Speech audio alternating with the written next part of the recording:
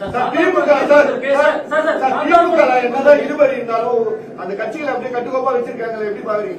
கட்டுக்கோப்பா இருக்குது? 25 நாளா பத்திரிகையில டெய்லி அதால ஓடிட்டு இருக்குது.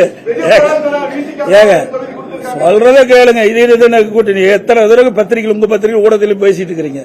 தயவு செய்து இப்படி அதுதான் சொல்றேன். இப்படி பேசி தான் அவரை வளர்த்திட்டு இருக்கிறீங்க. அதாவது உலகத்துக்கே தெரியும் உங்க பத்திரிகை ஊடகம் போட்டுட்டு இருக்கிறீங்க. விசிகா என்னென்ன பேசினாரு, எவ்வளவு மனம் வந்து பேசினாரு. அதே மாதிரி அங்க இருக்கிற கம்யூனிஸ்ட் கட்சிகள் தங்களுக்கு ஏற்கனவே வழங்கப்பட்ட தொகுதியெல்லாம் குறைக்கப்பட்டது மன வேதனை வெளிப்படுத்தினாங்க. அதையெல்லாம் நீங்க தொலைக்காட்சியில தெளிவா காட்டுங்க, பத்திரிகையில போடுங்க. நாங்க அப்படி இல்ல, மன உணர்வுபூர்வமா பேசணும், வந்தோம், அறிவிச்சோம். இப்போ தொகுதி எந்தெந்த தொகுதி எந்தெந்த கட்சிக்குன்னு பேசிட்டு இருக்கிறோம். ஒரு நாள் வெளியே வந்துடும்.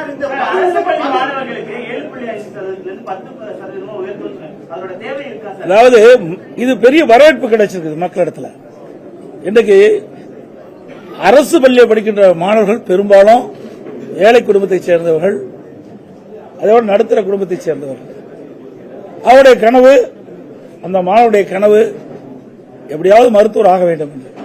அந்த அடிப்படையில் தான் இப்பொழுது இதுவரை சுமார் 3000க்கும் மேற்பட்ட மாணவர்கள் இந்த 7.5% உள் இடஒதுக்கீட்டில் இடம் கிடைச்சி இன்றைக்கு மருத்துவக் கல்வி கிடைச்சிருக்குது.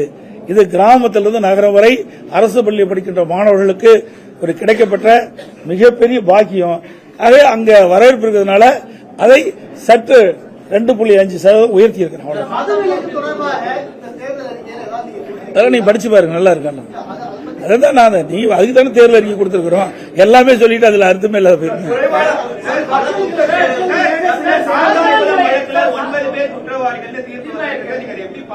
சார், நாங்க எங்களை பொறுத்த வரைக்கும், அதாவது அனைத்து இந்திய அண்ணா திராவிட முன்னேற்ற கழகத்தை பொறுத்த வரைக்கும் சட்டத்தின் ஆட்சி நடைபெற்றது.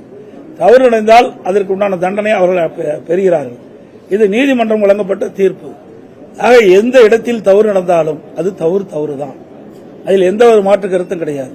அதே நீதிமன்றம் விசாரிக்கப்பட்டு அதில் தவறு நடைபெற்றதாக அந்த விசாரணையில் தெரிய வந்த காரணத்தினால் நீதிமன்றம் சம்பந்தப்பட்டவர்களுக்கு தண்டனை வழங்கியிருக்கு.